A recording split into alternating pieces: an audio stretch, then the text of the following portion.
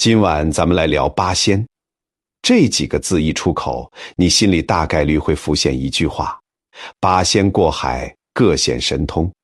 这句话太熟了，熟到我们从来不会去追问它背后的逻辑。但只要你稍微停留一下，看看这个组合的成员构成，就会发现一个巨大的常识悖论，一个瘸腿的乞丐，一个身份成谜的女子，一个倒骑毛驴的老头，一个考不上功名的酒鬼，还有一个在街头疯唱的艺人。这哪里是什么惩恶扬善的超级英雄团？这分明是一个由失忆者、残障者和边缘人组成的收容所。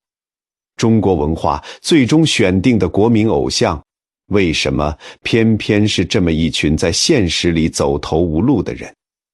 他们身上到底藏着我们怎样的集体潜意识？其实答案早在千百年前就写好了，他们是在替每一个走投无路的人，在神坛上留了一把椅子。别急，这个答案很温暖，请找个舒服的姿势，我们慢慢讲。要解开这个谜，得先弄清一件事，到底什么叫先2000多年前的先秦时代？中国人的脑子里还没有一个具体的神仙天团。最早把这个概念具象化的是一个叫庄子的人，他在《逍遥游》里写了一段极具科幻感的文字。他说，在那遥远的孤舍山上，住着一位神人。这位神人不吃五谷，只喝清风，饮露水，每天乘着云气，驾着飞龙，在四海之外游荡。这本来是哲学家打的比方，庄子想说的是，人的精神可以挣脱物质的束缚，抵达绝对的自由。可后来的帝王们把这番比喻当了真，从秦始皇到汉武帝，这群站在权力金字塔尖的男人陷入了同一种焦虑。他们手握重兵，坐拥天下，只要一挥手，成千上万的人头就会落地。生存解决了，权力到手了，可他们撞上了一堵翻不过去的墙，这堵墙叫物理规律。人会老，会病，会死，最终都是一捧黄土。对死亡的恐惧逼着他们把庄子的浪漫比喻变成了一场轰轰烈烈的生化实验。他们派出大批方士，耗尽国库里的黄金，去大海上寻找不死药。所以你看，仙这个概念从诞生第一天起就带着矛盾，它既寄托着人类对自由的渴望，又暴露着人类面对死亡的恐惧。可是找了几百年，什么也没找到。仙山是虚的，丹药是骗人的。为了让这场大梦继续下去，历史急需一个活生生的人站到台前。第一个原型机登场了。时间来到公元8世纪的大唐，坐在龙椅上的是开创了开元盛世的唐玄宗李隆基。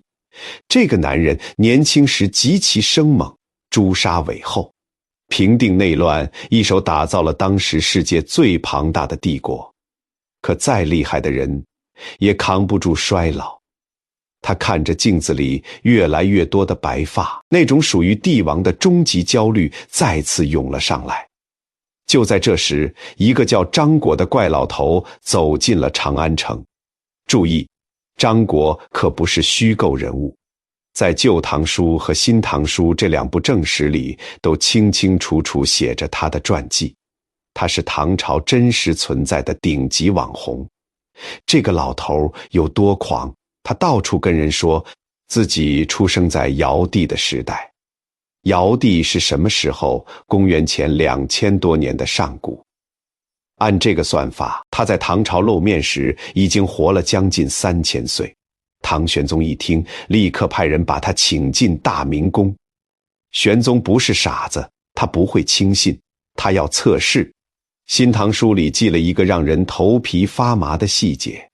玄宗命人端来一杯酒递给张果，这不是普通的酒，这是用剧毒植物浸泡过的毒汁。喝一口，正常人立刻毙命。张果眼睛都没眨，端起来一饮而尽，几秒之后毒性发作，他的脸色开始发青，满嘴牙齿在毒液腐蚀下变成了焦黑色。紧接着更惊人的一幕出现了，张果从腰间拔出一把铁如意，对准自己的嘴巴，用力一敲，那一嘴黑牙全被敲了下来。他包好碎牙，从口袋里掏出药粉，抹在牙床上。在玄宗和满朝文武的注视下，他的嘴里竟然慢慢长出一排洁白的新牙。这场硬核表演彻底击穿了皇帝的心理防线。玄宗立刻封他为银清光禄大夫，还想把公主嫁给他，把他永远留在长安。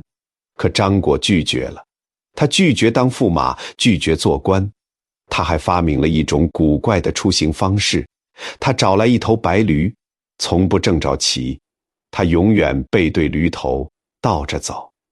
这也是八仙故事里最让人费解的画面。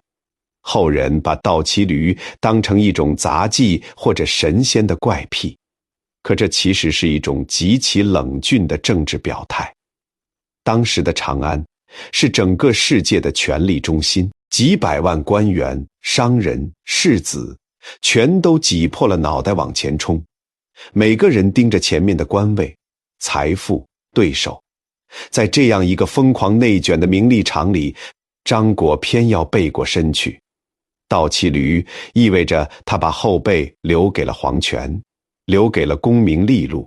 他是在用疯癫的方式向天下宣告，你们拼死争夺的东西，在我这个活了3000年的人眼里，不过过眼云烟。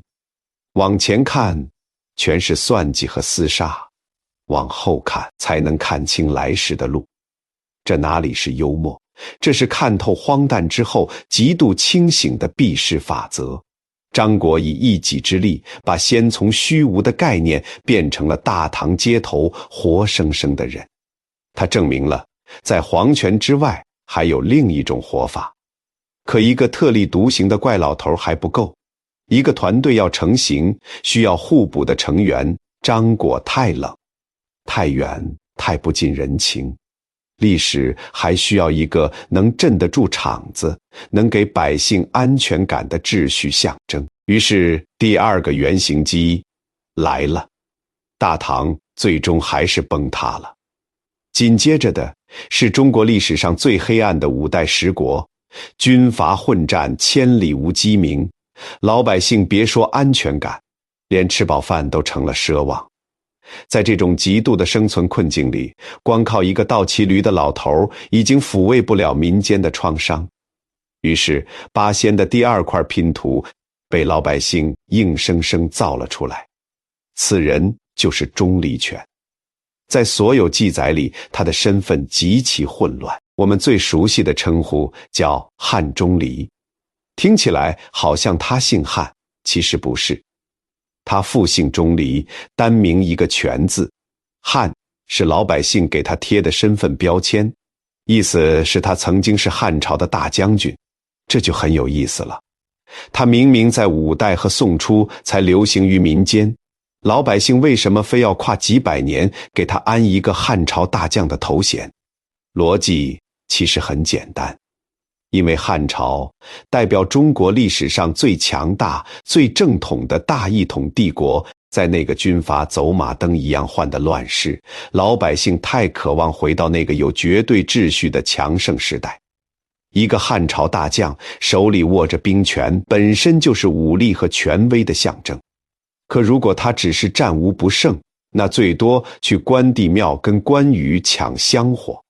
钟离权能成为神仙，恰恰因为他打了一场败仗。传说里他奉命出征，在沙漠中遭遇惨败，10万大军灰飞烟灭。他独自一人骑着马逃进深山，正是在走投无路的绝境里，他遇到了仙人指点，最终大彻大悟。你看，这还是那个破局的逻辑。如果在体制内赢了，他只会变成功劳簿上一个无聊的官僚。只有在体制内输光一切，他才能跳出轨道，在体制外获得真正的大自由。得道后的钟离权形象发生了巨大反转，他不再是穿铠甲拿长矛的将军，而是变成了一个袒胸露乳挺着大肚子的胖道士，手里摇着一把大蒲扇，笑眯眯看着人间。这个形象里藏着底层百姓最朴素的愿望。在那个饥荒遍地的年代，一个胖子本身就代表丰衣足食，代表福气。他手里的蒲扇也不只是扇风，在道家语境里那叫芭蕉扇，能扇走瘟疫，扇走战乱，扇走一切阴霾。说到这里，张国老和钟离权已经就位，一个代表对最高权力的冷眼旁观，一个代表乱世里的生存庇护。可如果组合就停留在一老一胖，那绝对活不长，因为他们身上的标签太沉重，也太老气了，要击穿整个社会的圈层，成为全民偶像。这个初创团队急需一位真正的超级巨星，这位巨星必须年轻，必须帅，必须有文化，最关键的是他得精准戳中当时中国最庞大也最焦虑的群体。那群人是成千上万的落榜文人。于是在唐末宋初八仙男团的绝对中心出场了，他就是吕洞宾。民间传说里的吕洞宾简直是完美的六边形战士，他风流倜傥，手持一把削铁如泥的长剑，出口成章，既能斩妖除魔，又常在酒馆与人拼酒。但你别被这副潇洒皮囊骗了，成仙之前他的处境极其窒息，他所在的时代科举制度已经彻底成型。对全天下的读书人来说，不管是豪门还是寒门，想往上爬，科举是唯一通道，那是真正的千军万马过独木桥。几万人挤在考场，能考中的只有几十个。绝大多数读书人从10几岁考到50几岁，头发熬白了，依然是个穷酸秀才。他们懂天文地理，懂治国理政，却养不活老婆孩子。吕洞宾就是这群失败者的缩影。他满腹经纶，却屡考不中。在巨大的社会压力和家族期望下，他走到了崩溃边缘。就在这时，那个胖乎乎的钟离权主动找上门来。两人相遇的地点是一家再普通不过的路边客栈。钟离权在炉子上架起一口锅，倒了水，抓一把小米，开始煮饭。炉火一闪一闪，心力交瘁的吕洞宾靠在柱子上，眼皮一沉，竟然睡着了。接下来，中国文学史上最著名的一场梦开始了。在梦里，吕洞宾终于拿到了梦寐以求的剧本。他进京赶考，大笔一挥，中了状元。紧接着，皇帝看中他，把相国之女嫁给他。他平步青云，一路升到朝廷核心高官，手握生杀大权。他生了一群聪明的儿子，儿子们又娶了公主，整个家族烈火烹油，权势滔天。他在梦里痛痛快快过了40年，到这里还只是个普通爽文。这个梦的残酷之处在于，他没有在高潮处停下。就在吕洞宾权势巅峰时，政敌在朝堂上抛出一份伪造的谋反证据，皇帝翻脸，一道圣旨下来，官职全免，老婆孩子被流放，家产全部查抄。他自己被五花大绑推上断头台，当那把大刀对准他的脖子砍下去的瞬间，吕洞宾发出一声惨叫，猛地睁开了眼。他大口喘气，冷汗湿透了衣服。他惊恐地环顾四周，客栈还是那间客栈，天色一点没变。钟离权依然坐在炉边，摇着蒲扇，笑眯眯看着他。锅里的黄米饭甚至还没煮熟。这就是著名的黄粱一梦。这哪里是神仙施法的魔幻故事，这是整个文人阶层集体焦虑的心理投射。当时全天下的读书人都在盯着功名利禄那口锅，挤破头想分一杯羹。可吕洞宾的梦像一把手术刀，残忍地抛开了儒家成功学的底牌。逻辑是什么？体制内的收益虽然高，风险却不可控。你的荣华富贵，你的身家性命，全挂在皇帝一个人的喜怒哀乐上。你花40年爬上巅峰，皇权1秒钟就能让你家破人亡。想通这一层，你就明白吕洞宾为什么醒来之后立刻拔剑跟着钟离权去修道。他的成仙是中国知识分子为自己开发的一套 Plan B。既然在科举体制内卷不赢，就算卷赢也难逃一死。那我就掀桌子退出这套评价体系，去体制外当我的剑仙。这正是吕洞宾成为八仙里最核心人物的原因。他给千千万万被科举摧残的读书人提供了一个体面的精神出口。随着吕洞宾的加入，八仙拿到了主流知识分子的背书。但要凑齐代表全社会的天团，光有文人不够。到了经济高度发达、城市急速扩张的宋朝，贫富差距被拉得极其刺眼。汴梁城里，富商品着好茶，听着小曲，而酒楼之外，街角巷尾挤满了因疾病和破产流落街头的穷人。就在这时，这个神仙天团做了一个大胆的决定。他们开始系统性地向下兼容，吸收最底层的成员。李铁拐和蓝采和就是在这个背景下被拉进队伍的。先看李铁拐，在所有神仙造像里，他绝对是最丑的一个，头发蓬乱，满脸污垢。最要命的是，他还是个残疾人，一条腿瘸了，只能靠一根生锈的铁拐勉强站立。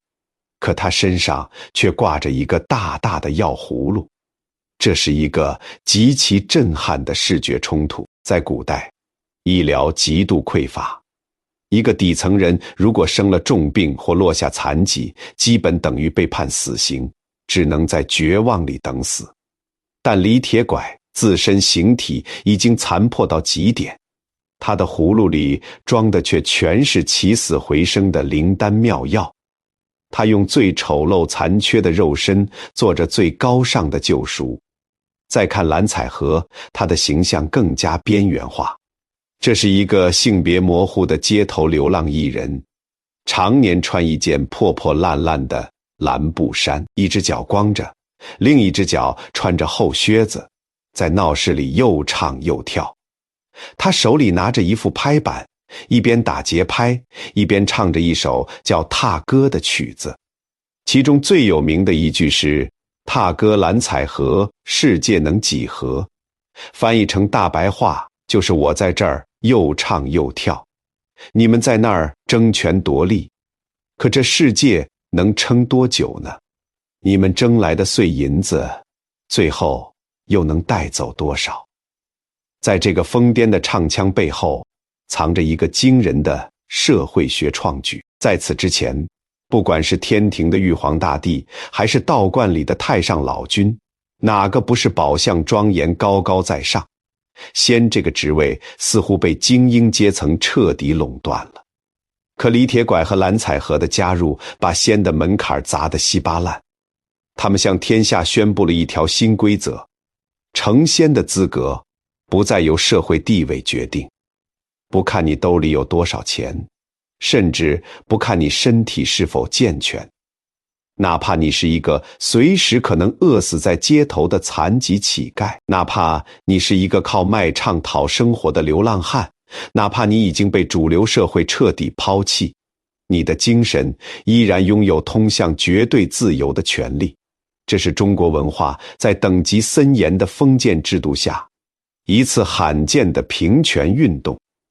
到这里，经过汉唐宋三代的积累， 5位核心成员已经完成集结，张国老、钟离权、吕洞宾、李铁拐、蓝采和各自捏着底牌站稳了基本盘。可这依然是个松散的草台班子，没有统一的名字，没有共同的舞台。要把这5个性格迥异的怪人捏成一个流芳百世的天团，还需要一家实力雄厚的经纪公司重新包装，并且还要再塞进几个背景深厚的角色，补齐人设。而这个巨大的历史推手即将在铁马冰河的元代登场，时间继续往前。蒙古铁骑不仅踏平了南宋江山，还把中国几千年的社会阶层砸了个粉碎。在极度严苛的等级制度下，有个说法叫八唱九如十盖。你没听错，曾经高高在上的读书人，社会地位排第9，只比要饭的乞丐高一点。整个环境前所未有的压抑，老百姓日子过得极其苦闷，急需精神寄托。就在这个档口，一家极具商业头脑的宗教机构嗅到了巨大的下沉市场。这家机构就是王重阳创立的道教全真派，也就是武侠小说里常说的全真教。当时全真教正在飞速扩张，他们需要吸收海量信众。可道教那些传统经典，什么《道德经》《南华经》，对不识字的百姓来说门槛太高了。全真教掌门们一拍大腿，不能光卖理论，得造星，得推偶像。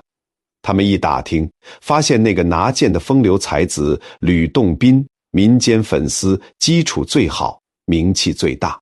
全真教于是做了一个精明的决策，他们果断签下吕洞宾，把他尊为祖师爷之一，也就是著名的吕祖。可如果全真教是一家现代 MCN 机构，他们很快发现一个商业短板：吕洞宾一个人再火，也只能代表读书人，一个人的流量终究有天花板。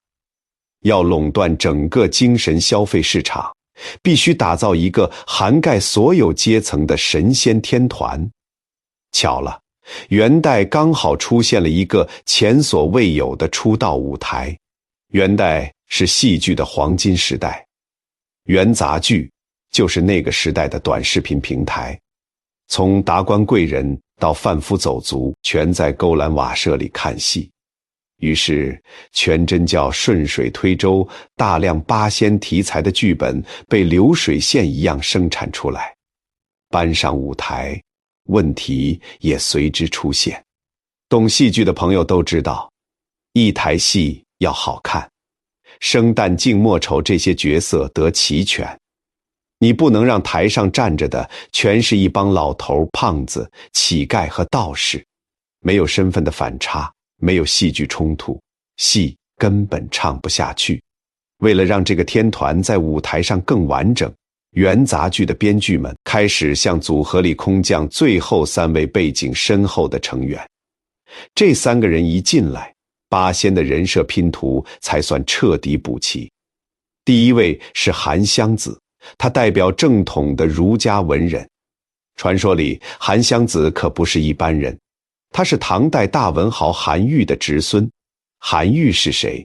中国历史上最著名的儒学大师，坚决反对佛教和道教的硬骨头，把韩愈的亲戚拉进神仙队伍，这简直是道教对儒家最狠的一次贴脸开大。你看，连你们儒家领袖的血脉，最后都发现考功名没意思，跟着我们去吹笛子成仙了。韩湘子的加入击溃了正统文人最后一道心理防线，完成了从儒到道的终极转化。第2位来头更大，他叫曹国舅，他代表世俗世界的最高权力。他是宋朝曹皇后的亲弟弟，真正的皇亲国戚，出生就在罗马。按理说，他有花不完的钱，享不完的富贵，他有什么理由修仙？你看看他的真实处境就明白了。史书里记载，曹国舅有一个弟弟，仗着皇家势力无法无天，甚至杀了人。事情闹大，包拯铁面无私，非要治罪。曹国舅夹在皇权、律法和亲情中间，每天都心惊肉跳。他忽然明白了一个冷酷的道理：离权力越近，离死亡就越近。你以为你拥有了整个国家，其实你只是绞肉机里的一块肉。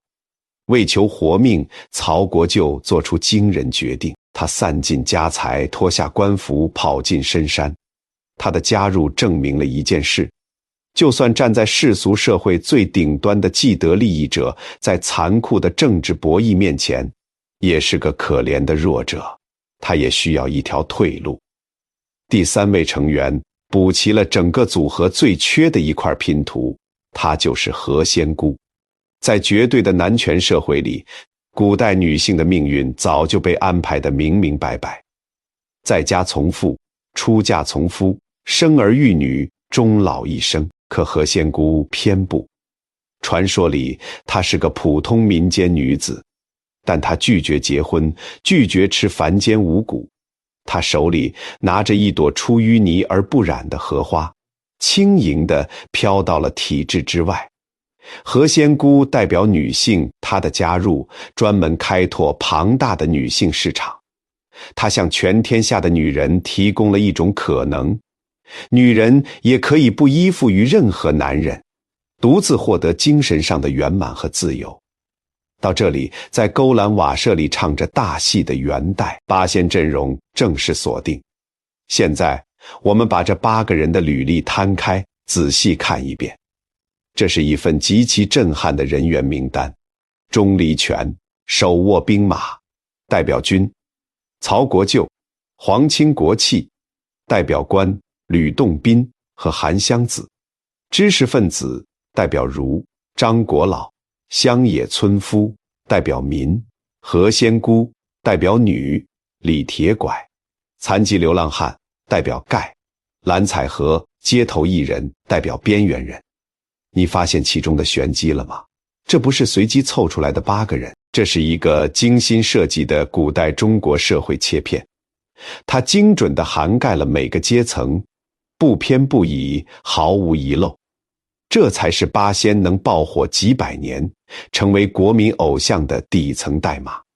这个团队在向所有深陷苦难的人传递一个温暖的密码：听着，不管你现在是男是女，是当官还是种地，不管你是美是丑，身体是健全还是残缺，哪怕你只是个在街头要饭的瘸子，你都不用绝望，因为在神仙的队伍里早就为你留好了位置。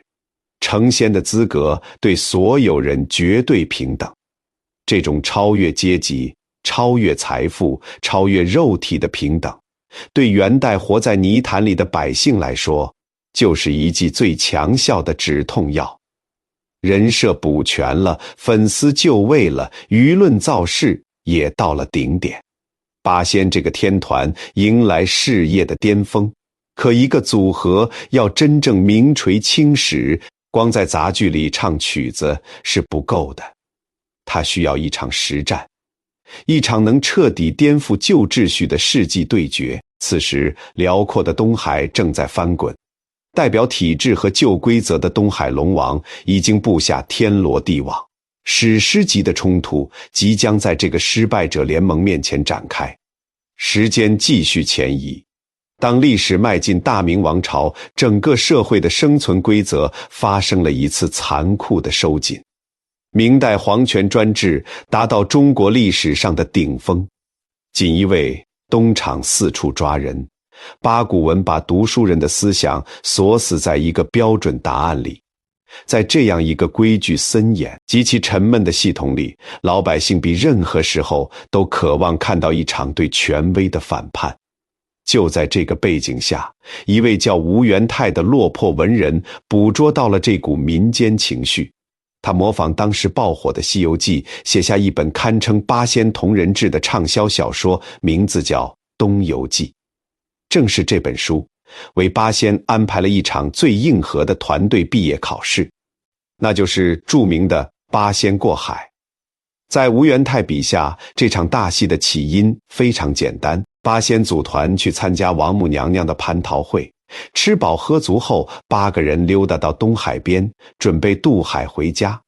正常人过海，第一反应是找船，海边也确实有船，但绝对的中心人物吕洞宾站了出来，他说了一句极具挑衅意味的话。他说：“咱们既然都是神仙，还像凡人一样坐船过海，那也太没意思了，干脆把各自法宝扔进水里，踩着法宝过海，干不干？”其他人一听，这主意绝了，纷纷把手里的家伙扔进东海。你细琢磨这里头的逻辑，这根本不是神仙斗法的游戏，这是对体制和官方规则的终极挑衅。那艘停在海边的船代表官方的体制，代表既定的规则，代表所有人都必须遵守的唯一通道。可吕洞宾偏偏说不，他们就是要向天下证明，就算不搭你们的官船，凭个人本事，我们照样能趟过这片苦海。但这个举动惹恼了这片海域的最高行政长官东海龙王。龙王代表什么？他就是那个时代最典型的官僚，是旧秩序的绝对捍卫者。在他的地盘，航权被官方绝对垄断。你们这8个没有编制、没有通关文牒的野生神仙，不坐官船，在我的海面上搞非法个人展示，这简直是把龙宫的脸按在地上摩擦。于是，一场血战爆发了。东海龙王调集虾兵蟹将倾巢而出，结果大家都知道，这8个出身底层的散兵游勇爆发出恐怖的战斗力，不仅把龙宫军队打得落花流水，还干掉了龙太子，最后把水晶宫砸了个稀巴烂。老百姓看到这段，那叫一个过瘾。这场八仙过海本质上就是平民阶层对垄断体制的暴力掀桌子，他们替被严苛制度压得喘不过气的老百姓结结实实出了一口恶气。这一战之后，八仙的文化地位彻底封神，也是在这个时期，通过《东游记》和清代戏曲，八仙的法器被历史锁定。吕洞宾的纯阳剑，李铁拐的药葫芦，何仙姑的荷花，张国老的鱼骨，曹国舅的玉板，韩湘子的笛子，蓝采和的花篮，钟离权的蒲扇。我们现在停下来，冷静审视这8件法器，你会发现一个充满荒诞感却又极其深刻的悖论。在那场血洗东海的战役里，龙宫正规军手里拿的是什么？长枪、大戟、重型铠甲，那都是用来杀人、建立霸权的重火力。可八仙手里拿的都是些什么玩意儿？除了吕洞宾那把勉强算武器的剑，其他人手里的是笛子、鱼骨、玉板，那是街头艺人的乐器花篮，蒲扇、葫芦、荷花，那是老百姓家里最普通的物件。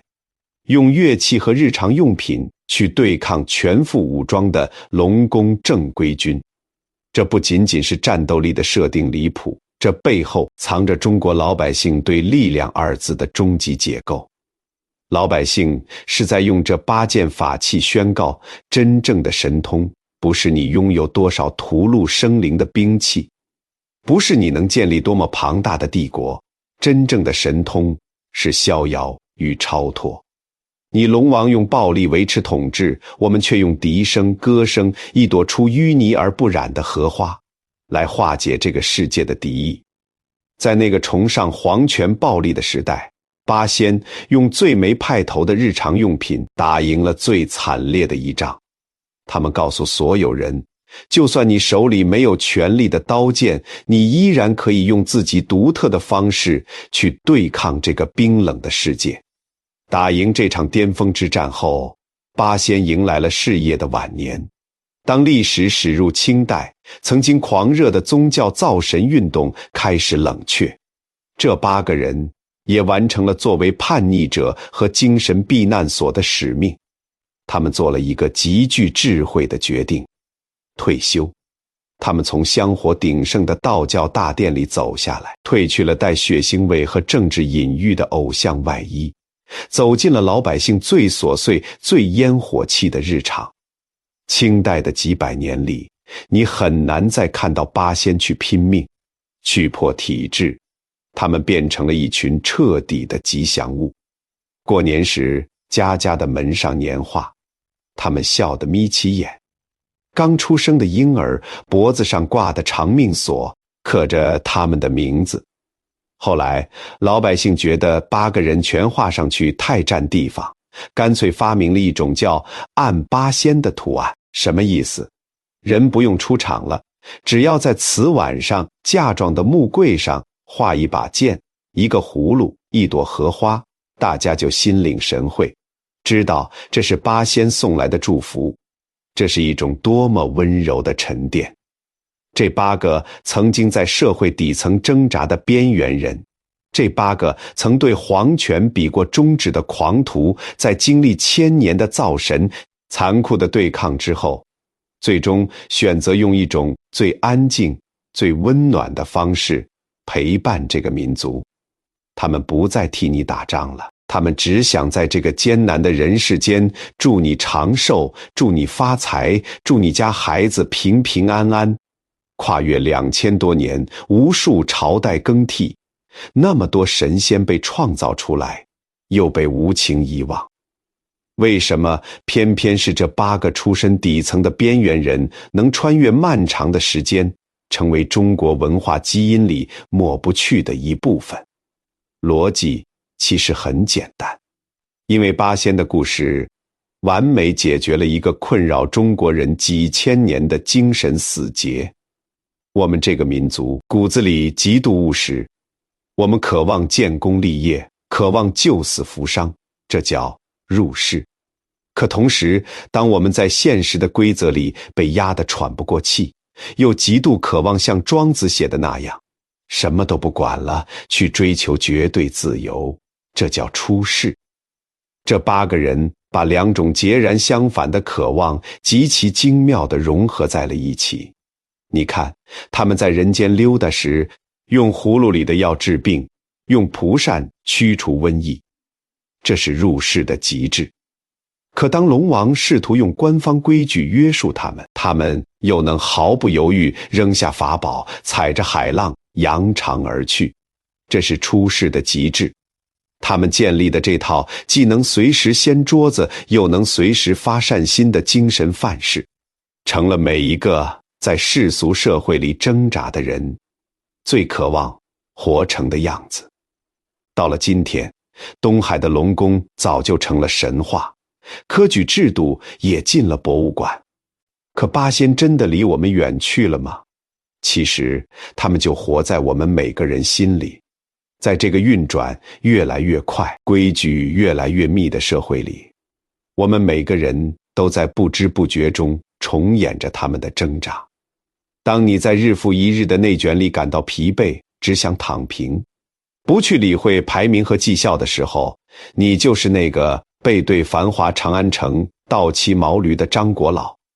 当你对着永远干不完的工作和老板画的大饼，在某一个清晨突然递上辞呈，转身离开的时候，你就是那个在黄粱一梦中猛然惊醒的吕洞宾。当你在生活里遭遇巨大变故，弄得满身伤痕，甚至觉得体无完肤的时候，你也会在心底希望自己能像那个瘸腿的李铁拐一样，哪怕外在的形体再残破，内心的精神依然可以拄着拐杖走向远方。回望这场浩大的民间造神运动，你会发现八仙真正的伟大之处，根本不在于他们是法力无边的神，恰恰在于他们太像人了。他们是所有高高在上的神仙里最有人味的，他们也是所有深陷泥潭的凡人里最逍遥的。在今天故事的尽头，这8个从历史深处走来的老朋友，其实只想传递一个最简单的意思。他们用一身破破烂烂的行头，为你编织了一个绝对安全的港湾。他们在轻轻告诉你，没关系的，就算在世俗眼光里，你是个两手空空的穷人，是个一败涂地的失败者，哪怕是个格格不入的怪人，这都无所谓。你依然拥有属于自己的那件法器，你依然拥有度过人生苦海的绝对资格，这才是八仙过海各显神通在2000多年后留给我们的终极答案。那些遥远的算计与博弈，那些惊心动魄的反抗，到最后都化成了这一句深深的理解。这些人在那个残酷的时代实实在在抗争过，痛快活过，夜深了，放下所有重担和焦虑，安心睡吧。在这个并不完美的世界里，愿你在梦里也能拥有一片属于自己的自由的东海。晚安。